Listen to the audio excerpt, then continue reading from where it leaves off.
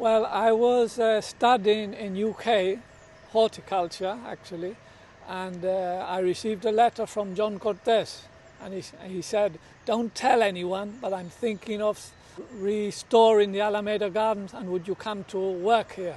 And so obviously, yeah, walked in my first day, and there was loads to be done. I mean, all the fun part, all the real mess had been removed, but there was nothing planted, so I just set to and started picking plants and designing different parts of the garden. I mean, a gardener's dream, really. It was fantastic. One of the things we first did, we quite, I'd say, radically really changed the look of the dell from the bridge. It was very different then. We put in a water feature on the western side because it had been a very dry area with bedding plants, etc.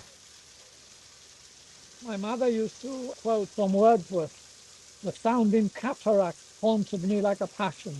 That's something we should have more of, the interpretive quotations or sayings around the garden. Very interesting.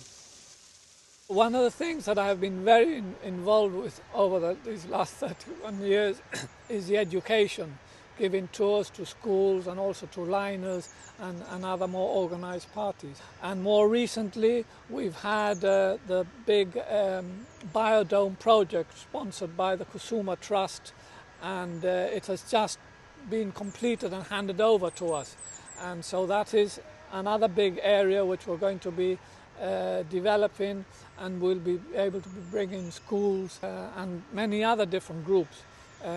Now we've got Ellie, who's my colleague on the education. Also, more recently, we have another new recruit, Emily, who will be starting when I leave today. She'll be coming in tomorrow and starting to help Ellie in the work of developing this area. As far as I'm concerned, what will I do in the future? Maybe you're thinking, well, I won't disappear completely, I'm not emigrating, but I shall be coming back and helping. I've got some ideas which I want to develop in a more relaxed manner. And I might even write a book on local, well, the plants of the Alameda Gardens, which I'm sure will be very interesting. Most people don't come to the gardens, but even if nobody comes, it's still very, very important, because even if no one goes there, it's still special to us and to the wildlife. So I'd say come along and you'd be very surprised and pleasantly surprised. It's a beautiful area. I think the gardens is a great benefit to Gibraltar. And I think it's everybody's back garden.